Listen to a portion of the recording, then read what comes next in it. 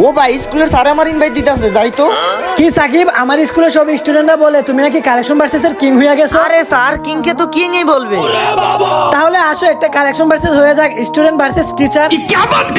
কি বলেন স্যার, আপনারা যদি আমি কালেকশন ভার্সেস হারায় দেই তাহলে তো এটা আপনার অপমান। কি তুমি হারাইবা আমাকে? তুমি কি ভুলে গেছো গুরু সবসময় গুরুই থাকে? তাহলে আসেন স্যার, হয়ে যাক একটা কালেকশন ভার্সেস। তাহলে শুনো, তোমাদের টিউশনের টাকায় আমি কিনে ফেলেছি প্রাইভেট কার। এই দেখো আমার কাছে আছে ইভোএস কার।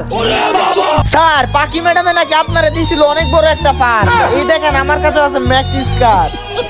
সাকিব, ক্লাসের সব স্টুডেন্ট বলে তুমি একটা নুবরা। এই দেখো আমার কাছে আছে বান্ডিল কুবরা।